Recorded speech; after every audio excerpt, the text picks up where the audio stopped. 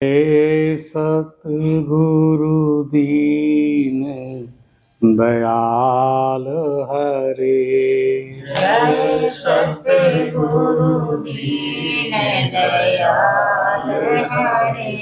जिन्हने भव सागर पार करे, जिन्हने भव सागर पार करे। जब सुने ज्ञान के बचन भरे, जब सुने ज्ञान के वचन भरे। दुख देने वाले कष्ट टले, दुख देने वाले कष्ट टले। जय सतगुरु दीन दयाल हरे। जय सतगुरु दीन दयाल हरे। प्रेम स्वरूप सच्चिदानंद भगवान की मनुष्य का शरीर मिला। मनुष्य शरीर मने विशेष है। सब योनियों में सबसे श्रेष्ठ यदि कोई योनि है तो वह है मनुष्य है। मनुष्य शरीर में बैठकर मने हम पूरे विश्व ब्रह्मांड का बोध कर सकते हैं। हमें कहीं जाने की आवश्यकता नहीं है। यहाँ बैठे बैठे आप सब लोगों को जान सकते हैं। आपको हिलने की आवश्यकता नहीं है। ऐसा ये शरीर है। तो इसके लिए देखना क्या है कि एक मंत्र होता है जिसमें ये बात समझाई जाती है, जो मने जो ब्रह्मांडे सोई पिंडे, मने जो कुछ ब्रह्मांड में है वह इस पिंड में मौजूद है।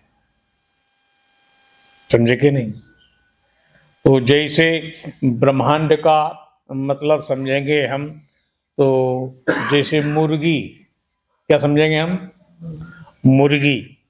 तो मुर्गी के अंदर जो अंडा है, तो वो अंडे के अंदर जितनी मुर्गी में सब कुछ है वो अंडे में मौजूद है। क्या है? तो मुर्गी का जो नेत्र है वह सूर्य है। क्या है? और अंडे में उस सूर्य को चक्षु मने नेत्र कह रहे हैं, आंख कह रहे हैं। क्या कह रहे हैं? इसी प्रकार से जो ब्रह्मांड है उसमें हम पिंड रूप से मने ये शरीर में है, तो वह ब्रह्मांड में जो सूर्य है वह उस विराट पुरुष का नेत्र है। जो ब्रह्मांड जिसे हम विराट कह रहे हैं, तो उसका नेत्र सूर्य है। और इस पिंड में उस नेत्र को हम दृष्टि मने उसको चक्षु कह रहे हैं। क्या कह रहे हैं? आंख कह रहे हैं, नेत्र कह रहे हैं। बात समझेंगे नहीं? और उसको क्या कह रहे हैं? सूर्य। अब दोनों एक कैसे हैं, ये बात समझ में आनी चाहिए। सूर्य के प्रकाश में जब सूर्य उदय होता है तो वह किसको प्रकाशित करता है? तो कहना पड़ेगा रूप को।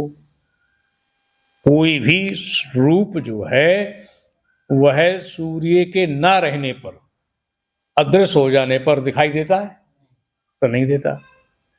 अब सूर्य उदय होता है तो कौन दिखता है? तो रूप दिखता है। क्या समझे? और आंख बंद करने तो क्या नहीं दिखता,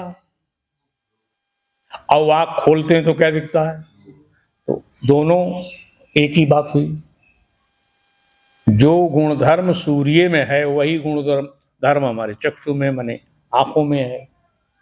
तो दोनों एक ही हुए कि दो हुए? तो ये दोनों मने इसी क्षण इसी काल में एक हैं। क्या समझे? आपको सूर्य प्राप्त है।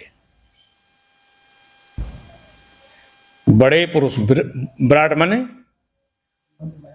बड़ा, तो बड़ा पुरुष जो है जिसमें मने उसका नेत्र है सूर्य, और छोटे पुरुष पिंड पुरुष का नेत्र जो हम देख रहे हैं, तो हम जिसे चक्षु कह रहे हैं, इंद्रिय कह रहे हैं, तो ये क्या है? दोनों एक ही हैं। बात समझे कि नहीं? सूर्य के अभाव में क्या नहीं दिखेगा, और दृष्टि के अभाव में, आंख के अभाव में रूप, और जब आंख खुलेगी तो क्या देखेगी? यही बात है। मैंने दोनों में इसी प्रकार से मैंने जो मैंने विराट पुरुष का मन है, विराट पुरुष का मन है, वो चंद्रमा है। कौन है? चंद्रमा। समझे कि नहीं?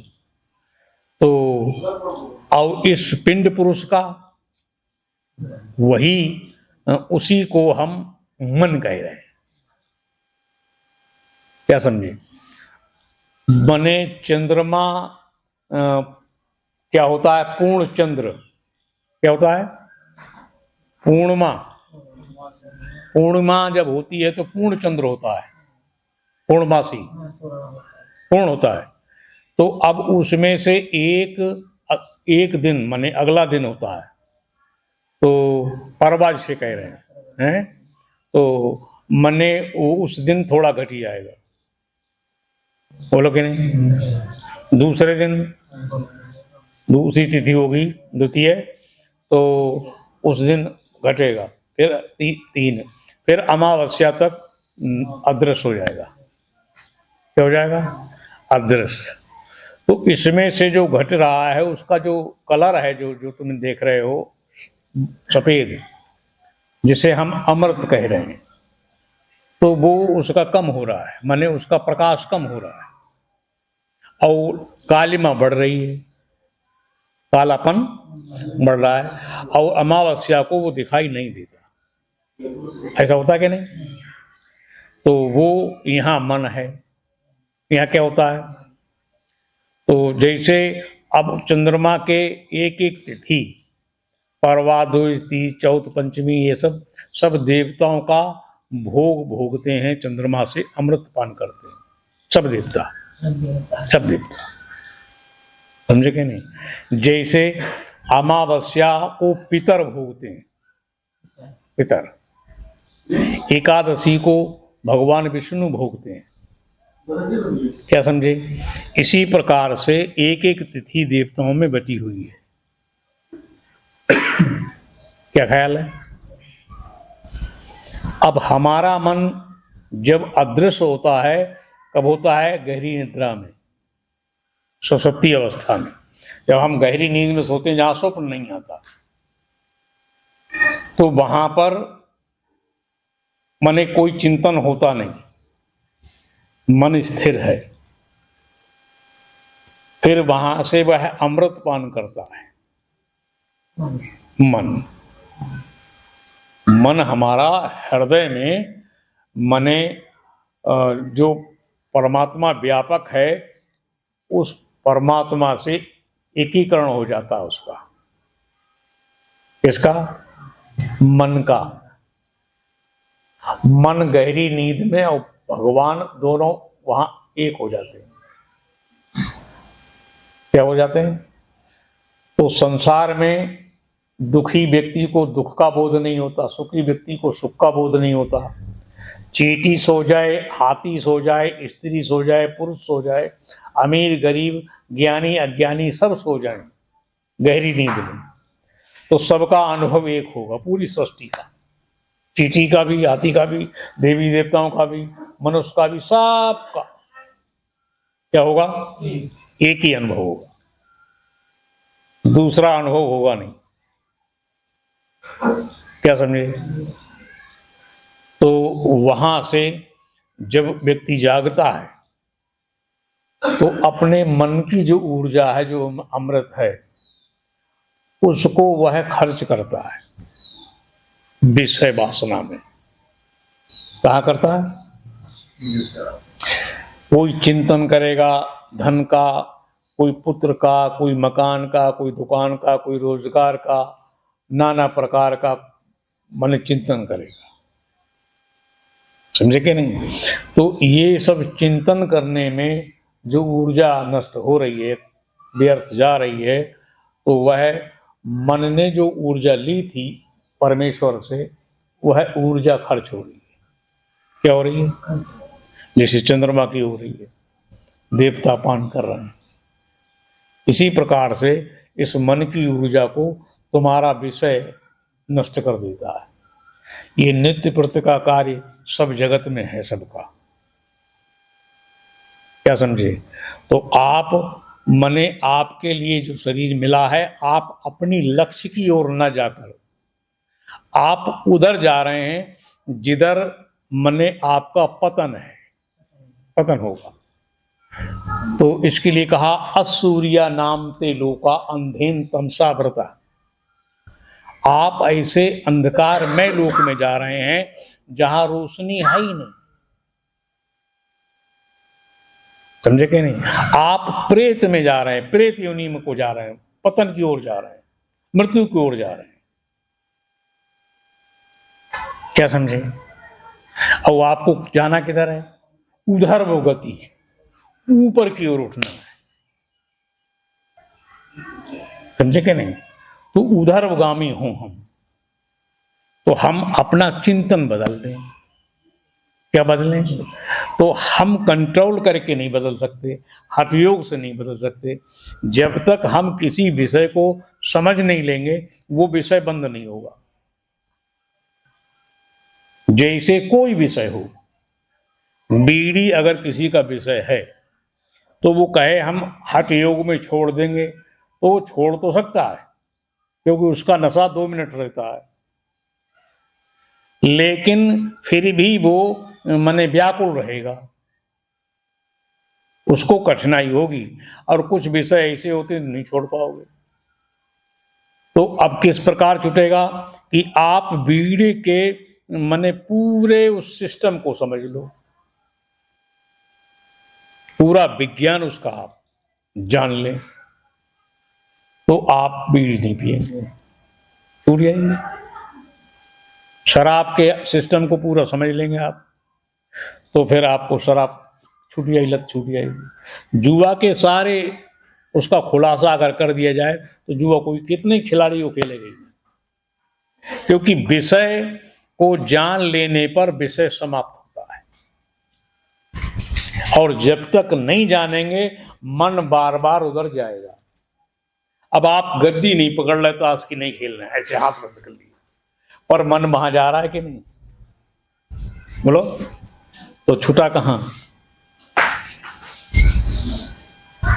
बोलो, दुनिया में किसी प्रकार से हम अपने को कमरे बंद कर ले, और हमारा मन तो उधर उधर जा रहा है, किसी स्त्री में जा रहा है, किसी पुरुष में जा रहा है, किसी धन में, किसी मकान में, किसी प्रकार से कहीं भाग रहा है, लोक लोकांतर में, ब्रह्म लोक, वैकुंठ लोक, साकेत लोक आदि आदि।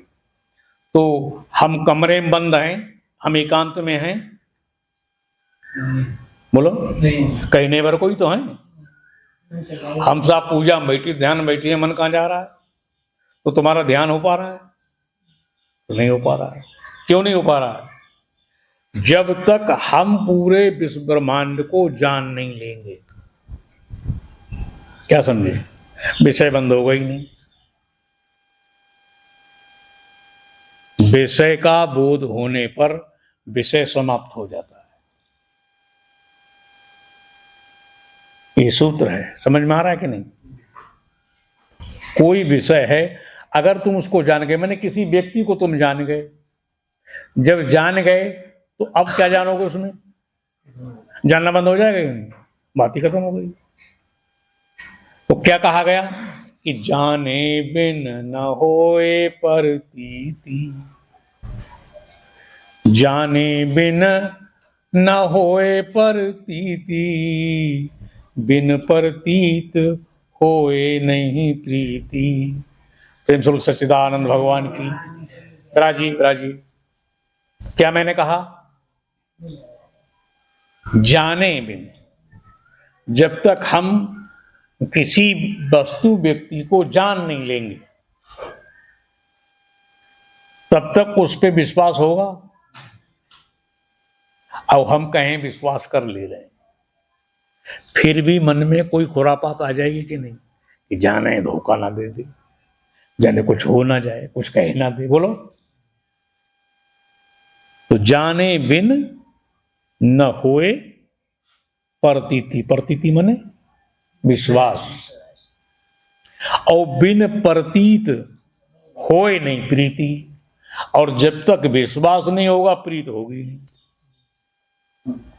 प्रेम नहीं हो सकता।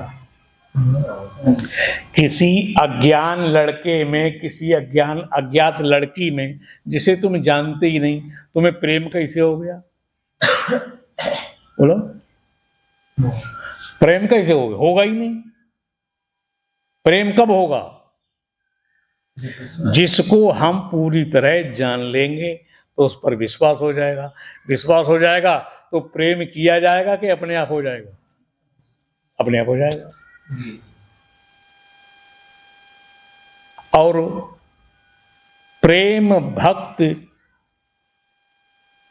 भक्त जल बिन रघुराई, अभयंतर मल कबहु की जाई।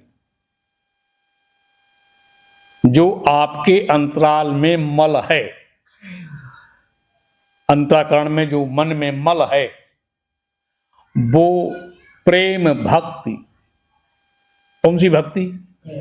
प्रेम भक्ति जल। कौन सी भक्ति का जल हो? प्रेम भक्ति का। तो बिन रघुराई, उसके बिना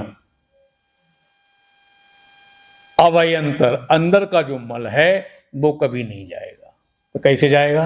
प्रेम भक्ति। तो प्रेम कैसे होगा? पहले हम जाने। क्या करें? जानने के लिए आपको पहले क्या करना होगा? ज्ञान। ज्ञान करना होगा। पहले हम जानेंगे कैसे? ज्ञान से। तो हमें ज्ञान करना पड़ेगा। अब जब ज्ञान हो जाएगा, उसको जान लेंगे तो विश्वास हो जाएगा। विश्वास हो जाएगा कि नहीं? जब विश्वास हो जाएगा तो प्रेम हो जाएगा। एक ही ज्ञान से सब सिद्ध हो रहा है कि नहीं? और हम प्रेम कर बैठे और ज्ञान ना करें तो बताओ, ईमानदारी बताओ, तुम बताओ, कोई सूत्र दुनिया में, दुनिया का कोई माई का लाल आज तक जन्मा जो बिना ज्ञान के किसी से प्रेम कर ले?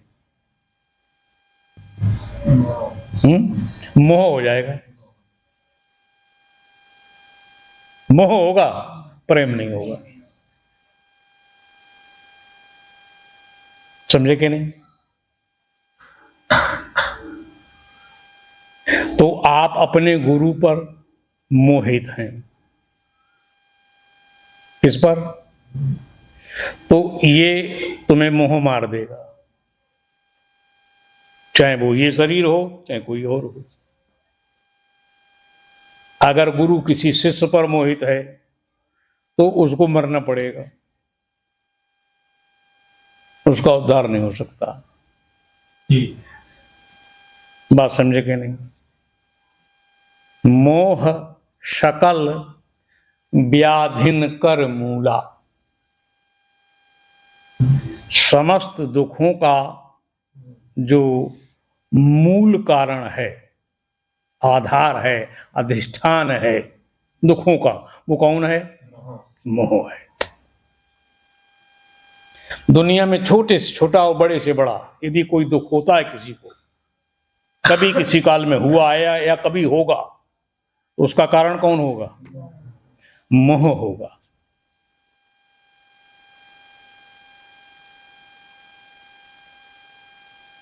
मोह शकल व्याधिन कर मूला, और तिनत ही पुन उपजय बहुसूला। बहु माने बहुत प्रकार के दुख उत्पन्न होते हैं, इतना कष्ट होता है। फिर होय विवेक मोह भ्रम भागा, तब रघुनाथ चरण अनुरागा। अब आपके पास मोह से कौन बचाएगा? तो कहा मात्र और कुछ नहीं, विवेक ही मोह को नष्ट कर देगा। कौन करेगा? विवेक। होए विवेक मोह भ्रम, जबकि मोह भ्रम है, सत्य नहीं है। ये भ्रम इतना मने कैसा है, भाग नहीं रहा किसी जतन से और बढ़ रहा है।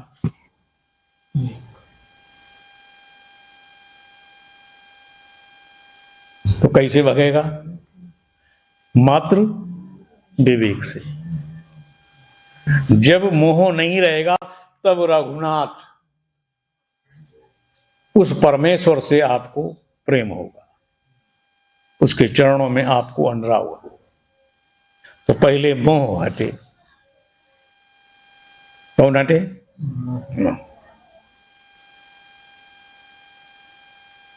तो आज हम इस मोह को हटाने का प्रयास करें कि नहीं? करना चाहिए कि नहीं? भाई जो चीज हमें तो कष्ट दे रही है उसको हम भगाएं। तो समझना यह है कि जहां तुम्हें जो वस्तु कष्ट दे उसको छोड़ दो, त्याग दो, हट जाओ उससे, ठीक है। और तुम्हें कष्ट नहीं दे रही है और तुम उससे भाग रहे हो, तो आप अपने कर्तव्य का वहन नहीं कर पा रहे, निर्वहन नहीं कर पा रहे। वस्तु तुम्हें कष्ट नहीं पहुंचा रही, फिर भी तुम भाग रहे हो। तो आप कौन हैं? आलसी हो सकते हैं, मूर्ख हो सकते हैं, मूढ़ हो सकते हैं, एक शब्द में निकम्मा। क्या कहते हैं भाई? संसार में सब कुछ है, अब तुम कुछ करोगे ही नहीं तो तुम्हें क्या मिलेगा? इस प्रकार से आपको ये बात समझनी पड़ेगी कि जो वस्तु हमें कष्ट न दे वो उसे त्यागना चाहिए तो नहीं त्यागना चाहिए, और जो कष्ट दे उसे छोड़ना चाहिए। तो आइए प्रेम से सच्चिदानंद भगवान की संसार में हमने एक दृष्टि डालनी है। ईश्वर का बनाया हुआ संसार, संसार की रचना ईश्वर के द्वारा हुई है। किसके?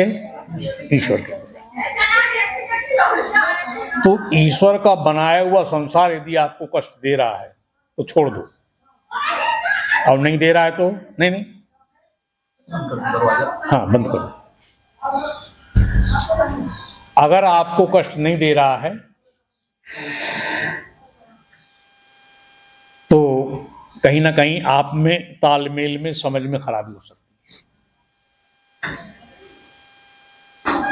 जैसे सूर्य, चंद्रमा, पृथ्वी, अग्नि, वायु, जल, आकाश, ये सब किसके द्वारा बनाया गया है? ईश्वर के द्वारा। ये वायु किसी को कष्ट पहुंचाती है? ये वायु को भी त्याग दे रहे हैं, कष्ट दे रही है, तो जिंदा रहोगे? शरीर में अग्नि कम हो जाए तो खाना पचेगा? भूख लगेगी? निद्रा आएगी? तो नहीं आएगी। माने ये कोई चीज त्यागने योग्य नहीं है, इनका त्याग आप कर भी नहीं पाए। क्या समझे? ये शरीर को पाल रहे हैं, अन्न है, भोजन है, ये शरीर को पालता है कि नहीं? जल के बिना जीवन है? तो नहीं है। ये तो कोई चीज नुकसान नहीं दे रही, पृथ्वी किसी को नुकसान नहीं दे रही। इस प्रकार से कोई लोकांतर नुकसान नहीं दे रहा है, कष्ट नहीं दे रहा है, दुख नहीं दे रहा है। फिर जितने शरीर हैं वो सब ईश्वर के द्वारा बनाए गए हैं, इनसे भी आपको कोई कष्ट नहीं। बोलो क्या है? शरीर से भी आपको कोई कष्ट नहीं। तो ईश्वर का बनाया हुआ जगत किसी को कष्ट नहीं पहुंचाता है, बिल्कुल। एक संसार है मिश्रित, मिला जुला, उसमें कुछ ईश्वर का है, कुछ जीव का है। क्या समझे? मिला जुला मिश्रित संसार जय गई है। और मिट्टी से ईंट मनुष्य ने बनाई, पत्थर से काट के बड़ा उसको आकार देकर और ये मकान बनाते हैं, तो ये सब मनुष्य ने बनाया। बोलो कि नहीं? तो इस प्रकार से उसको पीस के सीमेंट बना लिया पत्थर को, और ये सब माने लोहे से सरिया बना दी, और लोहे में जितने यंत्र बनाए गए वो सब मनुष्य ने बनाए। तो ये सब मिला जुला है कि नहीं? तो ये भी आपको कष्ट नहीं दे रहा। जितनी सब्जियां उग रही हैं वो सब ईश्वर के द्वारा, उनको तोड़ के काट के छील के और सब्जी के रूप में, तरकारी के रूप में, तीमन के रूप में आप बना रहे हैं। तो उसमें नमक मिर्ची इत्यादि डाल के अपने स्वाद के अनुसार, तो ये भी आपको कष्ट नहीं दे रहा है। जितना मने रुई है सब ईश्वर के द्वारा है, उससे सूत काट के और वस्त्र बना रहे हैं आप और पहन रहे हैं, ये आपको पाल रहा है, कष्ट नहीं दे रहा। बोलो दे रहा है? मंदिर मिश्रित है, मंदिर में मने पत्थर भगवान के द्वारा बनाया हुआ है और उसकी आकृति और उसको आपने मूर्ति के रूप में और ये सब रूप में आपने बनाया। तो वहां गणेश किसने बनाया, शंकर किसने बनाए? ये मिश्रित मने मूर्ति आपने बनाई कि नहीं? तो ये सब मिश्रित है। तो ये मिश्रित संसार किसी को कष्ट नहीं पहुंचा रहा।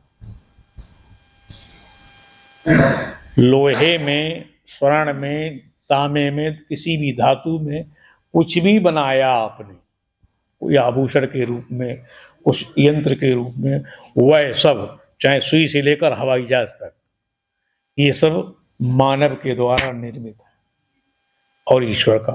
तो दोनों का मिला जुला संसार है। ये संसार भी तुम्हें पालता है, कष्ट नहीं देता। इसका त्याग नहीं करना है। अब इसका त्याग करके चले भी गए तो फिर फांसी लगा के मर जाओ या जंगल में चले जाओ, तो जंगल में फिर किसका संसार है? पेड़ के पत्ते खाओगे तो किसका है? अब इस शरीर को नष्ट करके अब चले जाओ स्वर्ग नरक में, तो वहां नरक किसका बनाया हुआ है? कहां जाओगे? उसकी सृष्टि से बच के कहां जाओगे? जा सकते हैं? तो नहीं जा सकते, उसका त्याग हो ही नहीं पाएगा। अगर फांसी लगा ली या कोई औषधि खा ली और मर गए, मरने के बाद प्रेत योनि प्राप्त होगी, लोकांतर में जाओगे, वो संसार तो भगवान का ही होगा। तो परमात्मा के संसार को आप नहीं त्याग सकते, क्योंकि आपको कष्ट भी नहीं दे रहा है, त्यागने की आवश्यकता भी नहीं है। मिला जुला संसार भी आपको कष्ट नहीं पहुंचा रहा। एक संसार जीव ने अकेले बनाया है, उसमें ईश्वर का कुछ भी नहीं है। क्या समझे? वो क्या है? मेरा पुत्र, मेरा पिता, मेरी पत्नी, मेरा पति, मेरा गुरु, मेरा शिष्य, मेरा चाचा, मेरे भतीजा। अब ये तुम अब देख लो कितना होता है, बहुत बड़ा संसार। ये सब किसने बना लिया? तो पत्नी में किसी ने कहा कि ये पत्नी मेरी है, तो उसने क्या बनाया? उसने पत्नी के शरीर पर हाथ रखो, कहां पर उसने कुछ बनाया?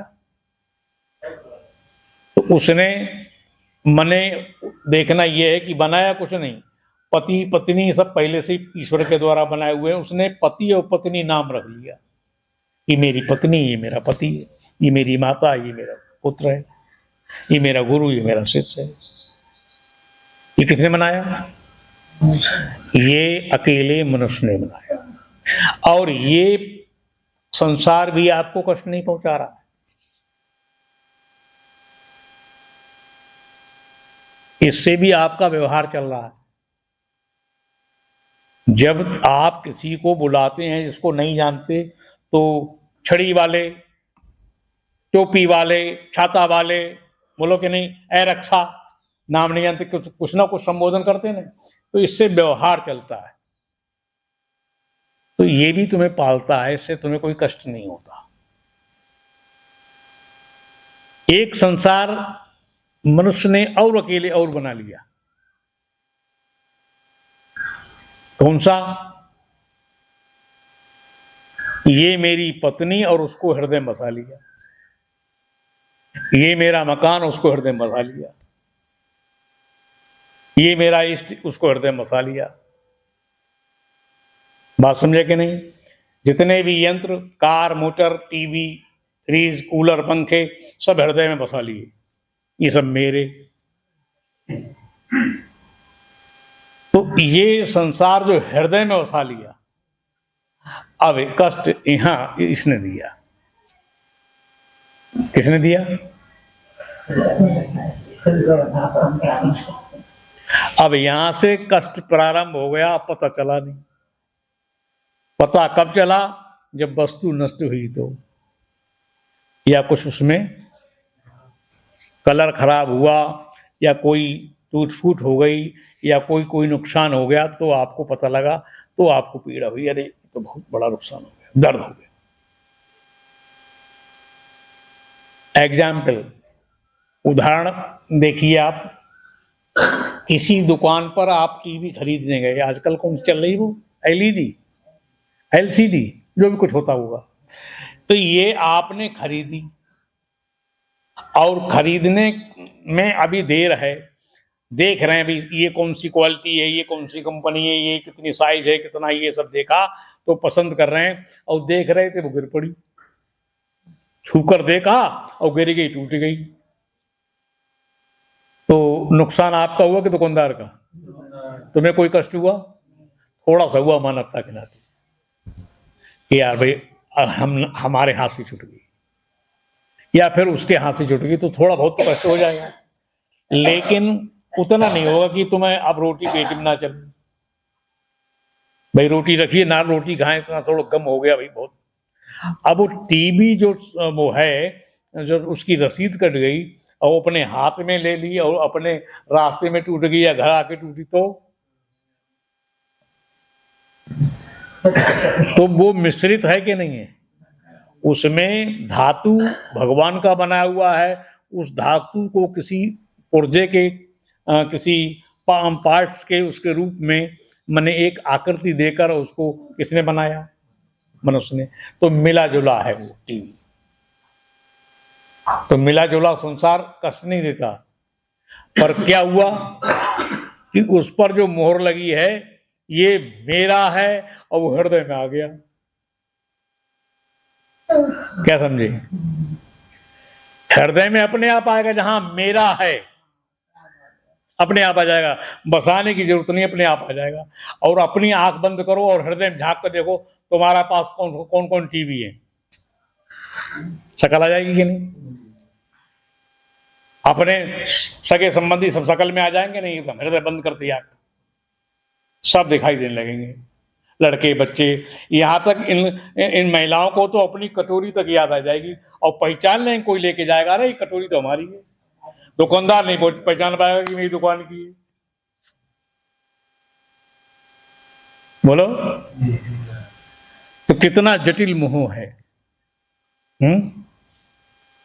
ये संसार जो है हृदय में आने से कष्ट देता है।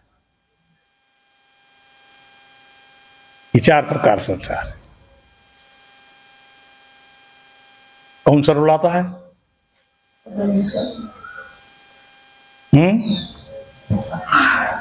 जगाओ। क्या मैंने कहा?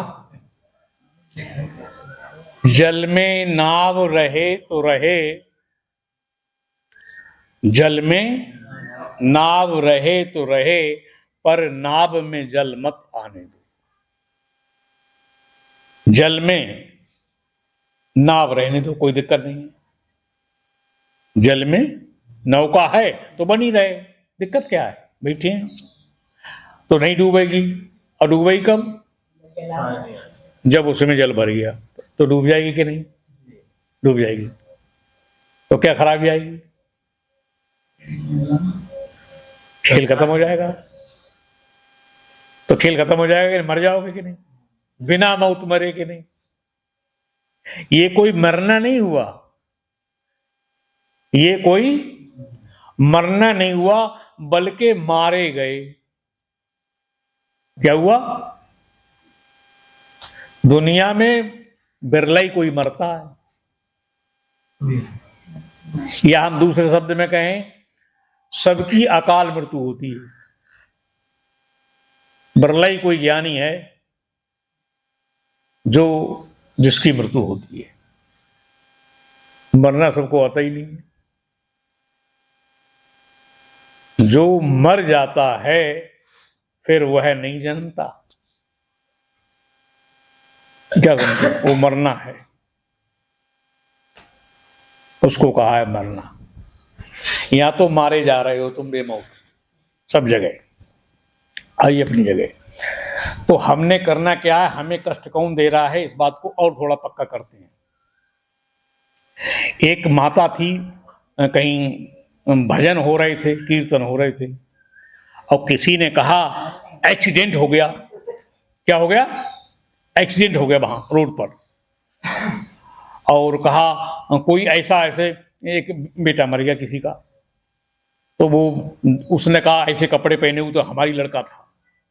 अब वो दौड़ी वहां से, और दौड़ी, रोती जाए, दौड़ती जाए, रोती जाए, दौड़ती जाए, और वहां जब पहुंची तो शकल देखी तो और उसका बेटा ही नहीं था। अब चुप हो गई वो। क्या समझे? किसके लिए रोई थी? वो तो उसका था ही नहीं। अब नहीं रोई, अब रोएगी। तो उसका सुन के अंदर वाला मर गया। उसका बेटा जो था, उसने सुना अरे कोई एक्सीडेंट हो गया, ऐसे कपड़े का था पहने हुए। तो उसके बेटे का जो फोटो था वो वहां मरा सुनते ही। और पीड़ा हुई, दुख हो गया कि नहीं? और वो बनाया हुआ किसका था? भगवान का। और वो वहां मरा पड़ा है तो कोई कष्ट है? भगवान की सृष्टि में कुछ भी नष्ट हो तो तुम्हें फर्क नहीं, ना हो तो तुम्हें कोई क्या कष्ट दे रहा है वो? अगर कष्ट हो रहा है तो किस नाते से? मोह के नाते से। एक और माता थी, उसका बेटा विदेश चला गया सर्विस करने, और बेटा वहां मर गया। माता को खबर ही नहीं। माता रोएगी। किसका मरा? और जिंदा किसका? माता का अंदर है कि नहीं जिंदा? उस जिंदा अब आराम से गीत गा रही है और नाच रही, कूद रही है। बोलो, उसका अपना अंदर जिंदा बैठा है, और मरा किसका? भगवान। मर गया तो मर गया, तो मर गया। उसे कोई सर्दी गर्मी है तो नहीं है, उसका अपना जिंदा है। कुछ बात समझ में आ रही कि नहीं? नहीं आ रही है?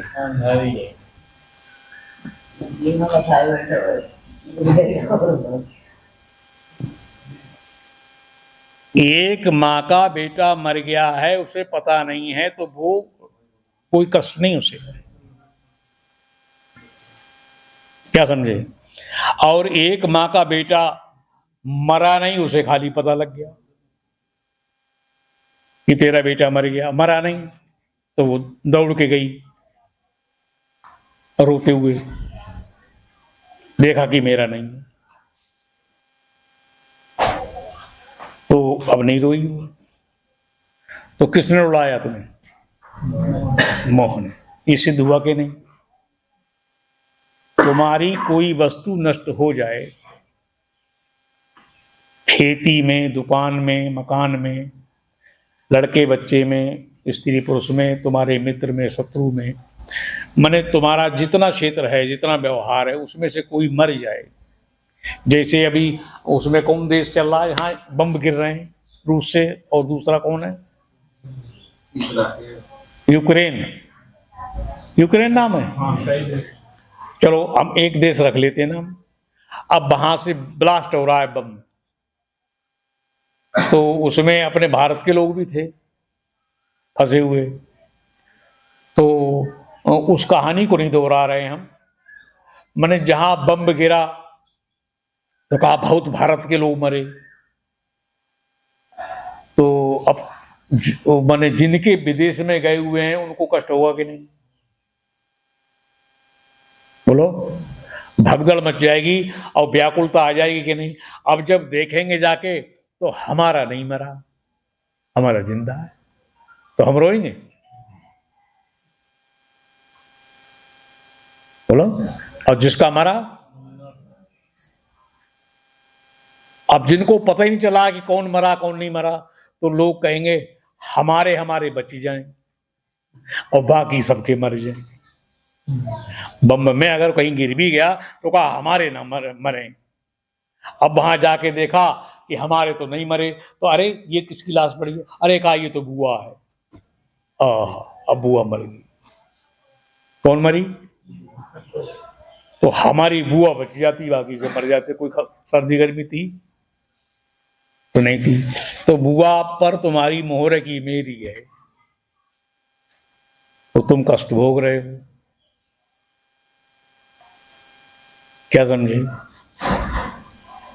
इसी प्रकार से, ठीक इसी तरीके से आप अपने शरीर पर मोहित हैं। तिरोभूते स्वात्मन्ने मल तर तेजोमति पुमान मोहा दहमति। एक मंत्र आता है कि अपने आत्म तत्व, जो मेरा निज स्वरूप है, जो निर्मल स्वरूप मेरा है, उसके अदृश्य हो जाने पर, तिरोभूते, तिरोभूत हो जाने पर, अदृश्य हो जाने पर, मने रजोगुण से उत्पन्न परम विक्षेपाख्या रजस उर शक्ति व्यथिति, वो रजोगुण से उत्पन्न, और इस शरीर को ही मैं अपना समझ लेता हूं कि यही गोरा काला बच्चा बूढ़ा मैं, स्त्री पुरुष हूं।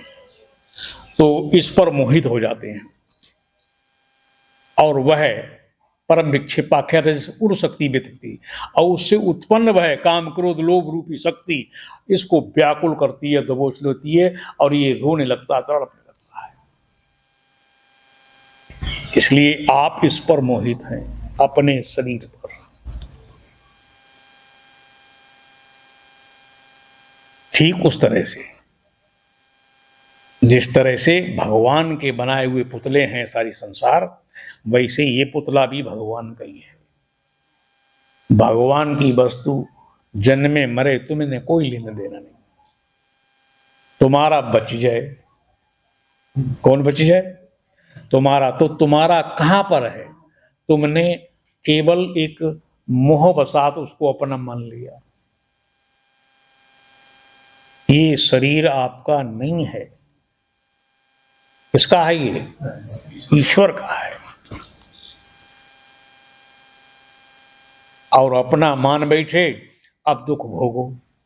अच्छा, हम ईश्वर का मान ले तो भी तो हमारे ही पास है ये। बोलो, हमने कहा भाई ये शरीर तो ईश्वर का है, तो इसमें बुराई क्या है? ईमानदार हो गए आप। और कहा नहीं हमारा ये तो, और भगवान से ही प्रार्थना करें प्रभु इसको ठीक रखना।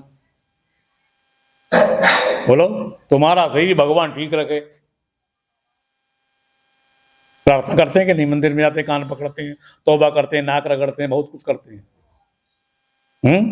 तो ये सब करते हैं तो केवल इसके मोह के नाते से।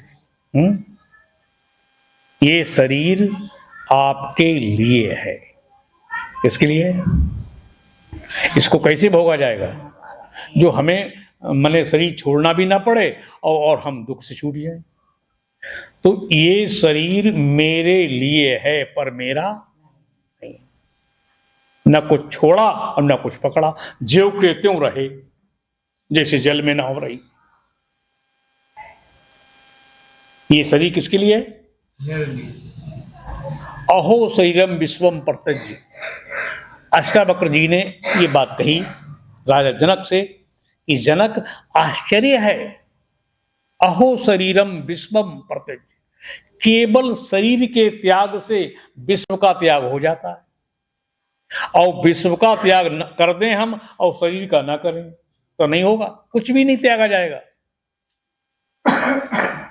घर मकान दुकान पत्नी पुत्र सब कुछ छोड़ के चले जंगल में और इसको अपना माने बैठे तो क्या त्याग हुआ? कुछ भी नहीं हुआ। और ऐसा जान लिया ये शरीर मेरे लिए है और मेरा, तो सारे विश्व का त्याग हो गया। पुत्र मेरे लिए है पर मेरा नहीं है, पिता मेरे लिए है पर मेरा नहीं है, पत्नी मेरे लिए है पर मेरी, पति मेरे लिए है पर मेरा, गुरु मेरे लिए है पर मेरा, तो सारा संसार मेरे लिए है पर मेरा नहीं है। किसका है? ईश्वर का है। इस भावना से संसार को भोगो। ये भोग में योग है। संतो शो सतगुरु मोय भावे, जो आवागमन मिटावे। जो भोग में योग सिखावे, संतो सो सतगुरु मोय भावे। सारे संसार को भोगते हुए आप अभोक्ता हैं, सब कुछ करते हुए आप अकर्ता हैं। आप न पुण्य मान है न पाप में है। ऐसा ज्ञान कर लो तो पाप और पुण्य तुम्हें छू नहीं सकते। पुण्य जो है वो भी बांधता है, वो भी बंधन कारक है। और पाप भी बांधता है। पाप करोगे, अशुभ कर्म करोगे, नरक रूपी जेल में जाओगे। और शुभ कर्म करोगे तो फिर सोने की हथकड़ी होगी और फर्स्ट क्लास की जेल होगी, स्वर्ग रूपी। जब तक अपना भोग नहीं लोगे, लौट नहीं सकते, आ नहीं सकते। स्वतंत्र नहीं है आप वहां। एक लोहे की हथकड़ी है और एक सोने की है। अशुभ कर्म करने वाले लोहे की हथकड़ी में जंजीरों में जकड़ के नरक की यातनाएं काटते हैं, और यहां शुभ कर्म करने वाले सोने की हथकड़ी में स्वर्ग चले जाते हैं, वहां रहते हैं। लेकिन दोनों जेलें हैं, स्वतंत्र आप नहीं हैं। क्या समझे? इसलिए जन्नत से काम नहीं चलेगा। हैं भाई, लोग कहते हैं नहीं कि भाई जन्नत नसीब हो, शबाब कीजिए, माने पूर्ण कर्म कीजिए, शुभ कर्म कीजिए। शबाब माने शुभ कर्म, पुण्य। तो उसको जन्नत नसीब होगी, अर्थात स्वर्ग मिलेगा। और जो अशुभ कर्म करेगा, समझे कि नहीं, तो वह दोजक माने नरक जाएगा। तो हमें दोनों बंधन कारक हैं, इससे ऊपर जाना चाहिए। तो तुम्हारे मरे पिताजी के क्या कहते हैं?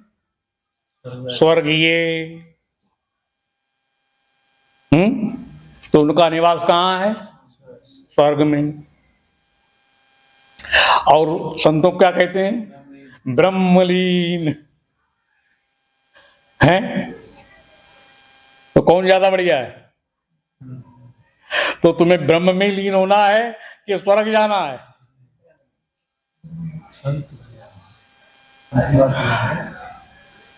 तो आइए अपनी जगह समझिए कि संसार को किस प्रकार भोगा जाए।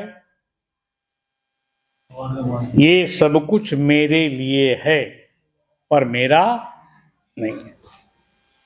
इसमें क्या छोड़ा गया? और ईमानदार हो गए कि नहीं? अब मोह रहा तो नहीं रहेगा। ये विराट स्वरूप भगवान ने अर्जुन को दिखाया और कहा ये सब मेरा ही तो ये सब है। संसार और किसका है? सब में मैं ही तो बैठा हूं।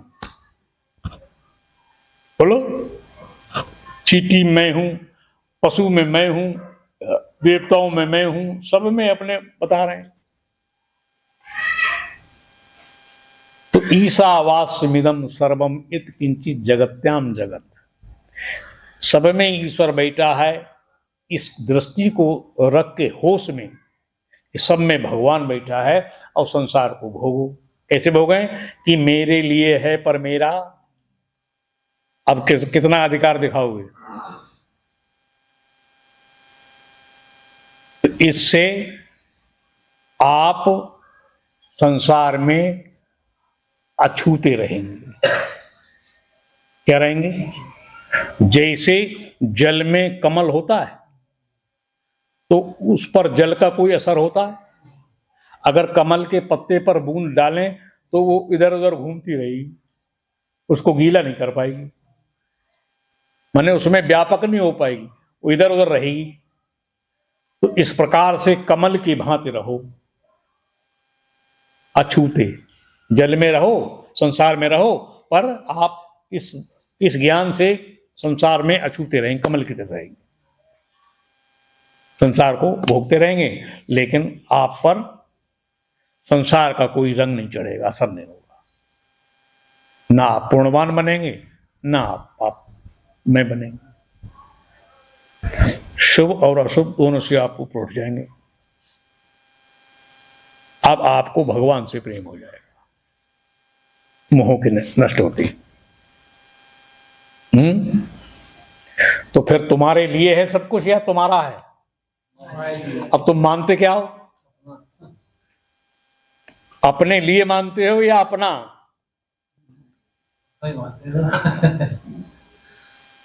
बस यही खराबी है, थोड़ा सा ही, बस, बहुत अंतर नहीं है। ये मकान मेरे लिए है पर मेरा नहीं है। क्या छुटा?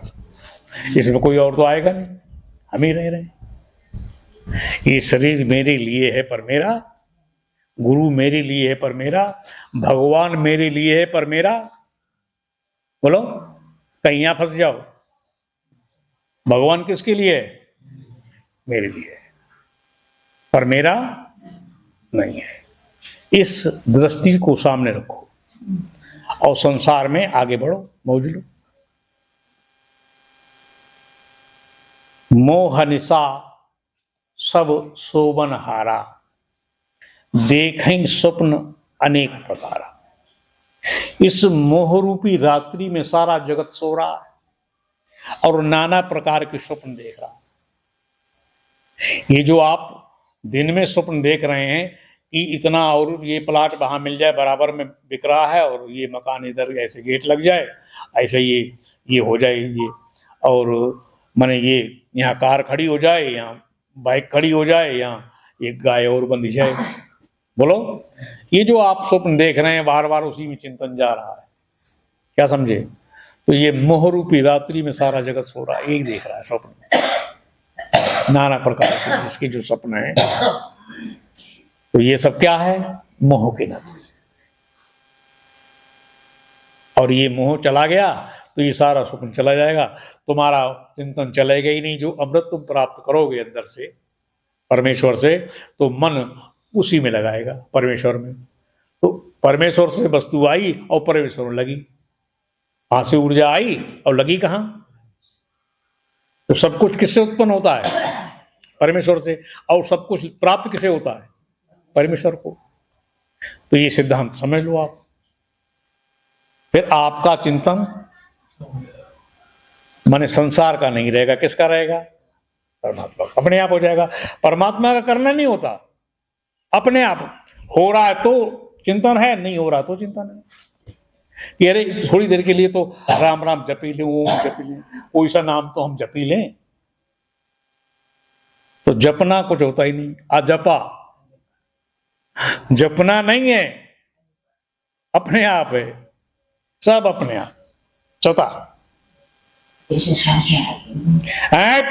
सांसें नहीं, ये सब ढोंग है। नहीं ये नहीं है, तो वही तो मैं डांटता हूं, ये नहीं है, गलती मत कर जाओ। ये अजपा नहीं है, ये तो जप हो रहा है, प्राण जप रहा है इसको। सोहम सोहम, सांस बाहर फेंको, हंग की आवाज आती है, अंदर भरो, सो हंग सो हंग सो हंग, मैं हूं। इसका अर्थ होता है मैं हूं, मैं हूं। ये जप है, ये जपा नहीं है। ये अपने आप हो रहा है। कौन कर रहा है? तुम तो नहीं कर रहे, स्वतः हो रहा है कि नहीं वो? तो इसलिए उसको अजपा कहा गया कि कोई जप नहीं रहा, अपने आप हो रहा है। तो तुम्हें क्या करना है? ये करना थोड़ी तुम्हें, ना इस पर नजर रखनी है, फिर तो कर्मकांड में चले जाओगे, भगवान से बहुत दूर चले जाओगे। जपना ही नहीं, कुछ करना ही नहीं है। कर्म का निषेध, भगवान की प्राप्ति में कर्म का निषेध है। कोई किसी प्रकार का कर्म नहीं कर सकते आप, कर्म से भगवान नहीं मिलता। बात समझे कि नहीं? तो ये जप अप नहीं होता कुछ भी, अजपा कुछ भी नहीं। मने हमने उसको कहा कि आपका जो निरंतर सुमरन, भगवान कृष्ण ने गीता में कहा, जिसमें कोई अंतर ना हो। निरंतर समझते हैं भाई, इसमें अंतर है कि नहीं है? बोलो, दिख रहा है ये बीच में गैप है कि नहीं? और इसमें अंतर नहीं है, निरंतर। समझे कि नहीं? मने निरंतर का, जिसमें कोई भी रुकावट या कोई खाली भाग ना हो। तो निरंतर का मतलब जो स्वचालित हो जाए।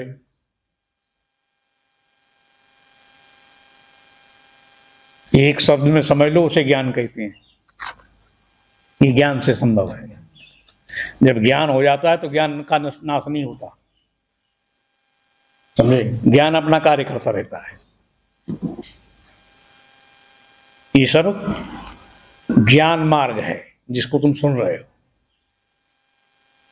तो ज्ञान करना है, कुछ करना ही नहीं। और ज्ञान हो रहा है, ज्ञान पहले ही तुम्हारे पास है। हमने तुम्हारे ऊपर से आवरण हटा रहे हैं। आवरण जितना हट रहा है उतने ही ज्ञान प्रकाश तुम्हें कर रहा है। ये साक्षात्कार ज्ञान है।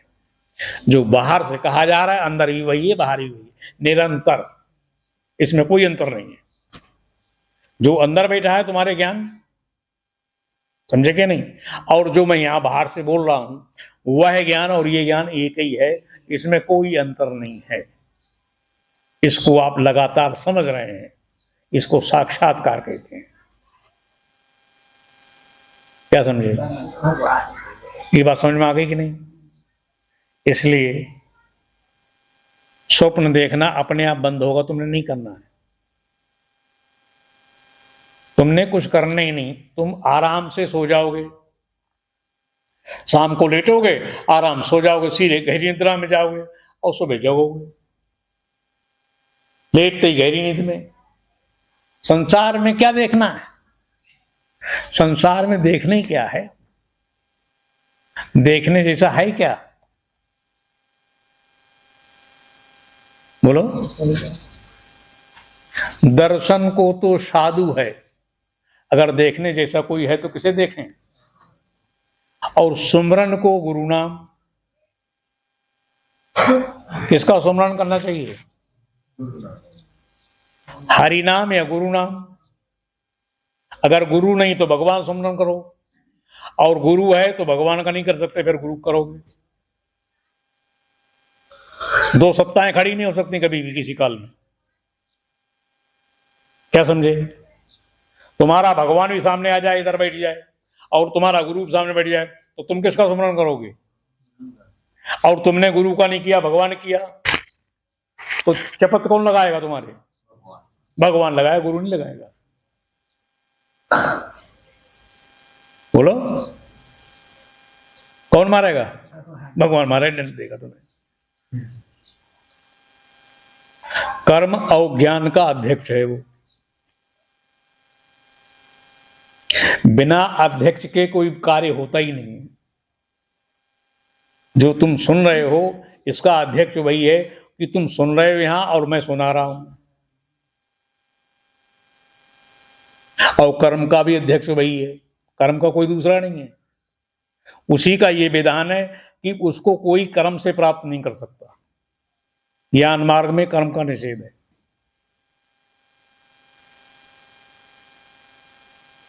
समझे कि नहीं? इसलिए भगवान शंकर ने कहा, ना कर्मणा अनुष्ठानेन दाने तपसा पिबा कैबल्यम लभते मृत्यु किंतु ज्ञानेन केवलम। शिव गीता में ये बात कही, भगवान पार्वती को समझाते हैं। भगवान कहते हैं, पार्वती, ना कर्मणा, किसी प्रकार के कर्म से नहीं, ना अनुष्ठानेन, ना तो किसी प्रकार के अनुष्ठान करने से, दाने तप, ना दान से, ना तपस्या से,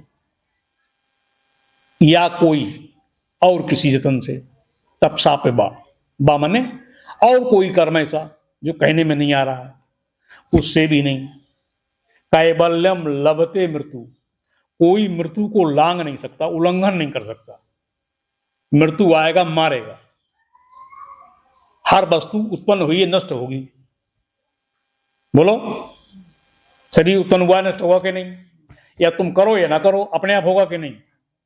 तो जो वस्तु उत्पन्न हुई है वह नष्ट होगी, इसलिए मृत्यु को कोई नहीं लांग सकता। कैवल्यम लभते मृत्यु किंतु, लेकिन भगवान कह रहे हैं किंतु ज्ञानेन केवलम, केवल ज्ञान ही मृत्यु को लांग सकता है। ज्ञान से प्राणी मृत्यु का उल्लंघन कर जाता है, लांग जाता है, पार हो जाता है। तो कर्म से नहीं, कर्म का निषेध कर दिया गया। क्या समझे? तो हमें मृत्यु को लांघना है, मरना नहीं।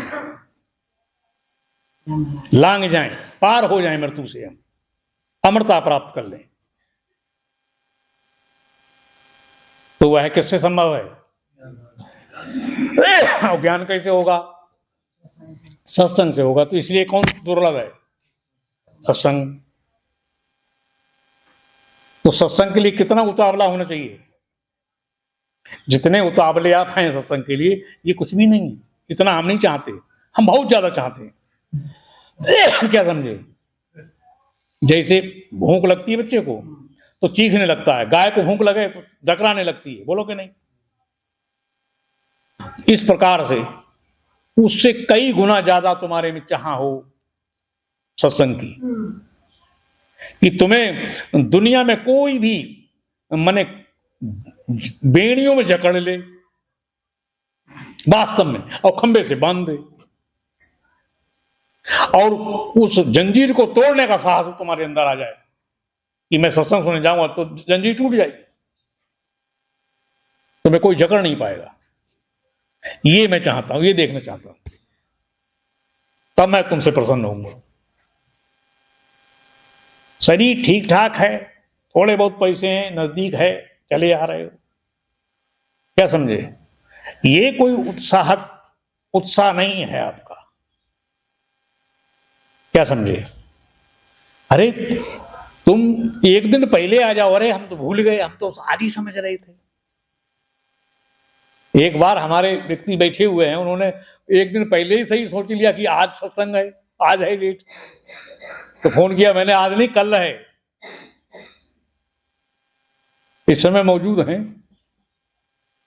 समझे कि नहीं? तो व्यक्ति के ऐसा उत्साह होना चाहिए कि नहीं सत्संग के लिए, तभी तो आप सत्संगी हैं। वरना अरे चलो नहीं मानते तो खेल ले रहे हैं, या कोट भी जानते हैं, और तो हमें ज्यादा आता नहीं कुछ है। तो ये तो फिर कोई बात ही नहीं है भाई। ईंट के पत्ते पता है, ये ईंट का बादशाह है, ये गुलाम है, ये भला है, ये भला है। पान के भी पता है, चिड़ी के कुछ कम है, दृष्टि में आते हैं। तो थोड़ा बहुत जानते, थोड़ा बहुत खेल लेते, तो भी काम चलाओ, बैठ गए। ये सत्संग भीड़ के लिए नहीं होता, क्या समझे? कहीं सोचो कि भाई भीड़ हो तो भीड़ सुनेगी तो हम सुनेंगे तो मजा आएगा। ये तो एकांत की चीज है, क्या समझे? तो भीड़ की तरफ दृष्टि हटाओ, स्वयं में दृष्टि जमाओ कि ये सत्संग मेरे लिए है। किसके लिए? तुम में सबके लिए क्या सोचना है?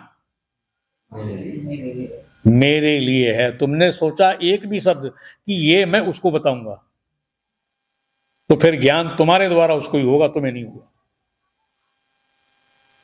तुम्हारे लिए कि तुम्हारे पति को है? तुम्हारे लिए, तुम्हारे पति को नहीं है। तुम्हारे पति की उंगली भी मुक्त नहीं होगी तुम सुनोगे तो। तुम्हारी माता है, तुम्हारी माता होती कौन होती हैं? माता होती हैं। और माता की फिर माता कौन होती हैं? नानी। और नानी की माता, तो उनकी 7 पीढ़ी तुम्हारे से लेकर तुम्हारी माँ, और तुम 2 पीढ़ी, फिर नानी 3, और परनानी 4, और फिर उससे उसे उसे 7 नानी तक तुम्हारा ये सुनने से मुक्त हो जाएंगे। तुम्हारे पति का कुछ भी नहीं होगा, न लड़का हो, न उनके बाप हो, न ससुर। क्या होता है तुम्हारा? ससुर कोई नहीं माने, वो मुक्त होंगे। यहाँ नहीं चलता है ये रीत रिवाज, दस्तूर नहीं होता यहाँ। यहाँ तुम सुनोगे, तुम्हारी पीढ़ियां तरेंगी। क्या समझे? 27 पीढ़ियां। कितनी? 27 पीढ़ियां तुमसे पहले की, और आगे तुम्हारी पुत्री और उसके परपौत्री और वो सब तरते चले जाएंगे 27 तक। अब यदि तुमने ज्ञान कर लिया तो अभी तो तुम्हारे सुनने से वो सब पितर लोक में जो कष्ट भोग रहे हैं, सब जगह जगह उनका कष्ट निवारण हो रहा है। अगर ज्ञान हो गया तो ऐसे ही पुरुष वर्ग में तो जो सुनेगा सो मुक्त होगा, उसकी पीढ़ियां तरेंगी। ये है इसका माने विधान। तो क्या बात कहने थी हमें? संसार में हमारा चिंतन जो संसार में जा रहा है, वो संसार को न जानने से, संसार को न जानने से। अब संसार को हम जान लें तो हमारा चिंतन संसार में होगा ही नहीं, होगा ही नहीं। तो जहां जहां तुम्हारी वस्तु है, जिस जिस वस्तु को तुम देख रहे हो, वह सब ईश्वर के द्वारा बनी हुई है। किसके द्वारा? ईश्वर के द्वारा। अब ईश्वर के द्वारा बनाई हुई है, तुम उस पर, ईश्वर की सृष्टि पर तुम ईश्वर की न जानकर अपनी जानने लगे। यहां तुमने बेईमान हो गए, और तुम्हें बेईमान से ईमानदार होना है। संसार के प्रति तो आप ईमानदार हैं कि ये मेरा लड़का नहीं है, मेरी बात नहीं सुनता, तो ये बड़ी ईमानदारी की बात है। तो तेरा तो है ही नहीं, मेरा पति नहीं है, ये हर समय मारता रहता है, तो वो तेरा वैसे पहले नहीं था। यहाँ तो आप ईमानदार हैं, गुस्से में भी और वैसे भी, लेकिन अपने प्रति आप ईमानदार नहीं है। बोलो, अपने लिए नहीं कहते कि ये शरीर परमात्मा का है, मेरा नहीं है। यहाँ व्यक्ति बेईमान होता है। जमाने के लिए तो ईमानदार है और अपने लिए बेईमान हो जाता है। और भगवान मिलता है ईमानदार को। कैसे मिलता है? ईमानदार हो जाओ। क्या ईमानदारी करें? जाकी वस्तुता आगे रखो, जिसकी वस्तु है उसकी मानते रहो। आगे की चर्चा 4 बजे होगी। वाणी विराम। प्रेम से बोलो सच्चिदानंद भगवान की। हे पूर्ण परमात्मा,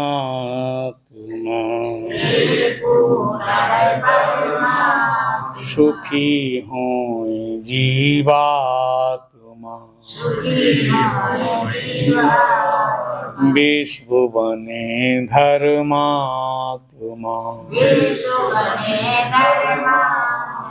बोलो तुम सब मेरी आत्मा,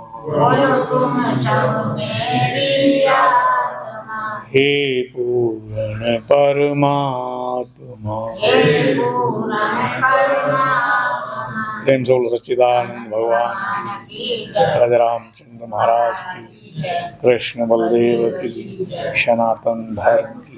हाथ जोड़िए। सर्वे भवन्तु सुखिनः, सर्वे सन्तु निरामया, सर्वे भद्राणि पश्यन्तु, मा कश्चित् दुःखभाग् भवेत्। हे परमपिता परमात्मा, सब सुखी हो, निरोग हो, दुखों से आजाद हो, यही हमारी सद्भावना है।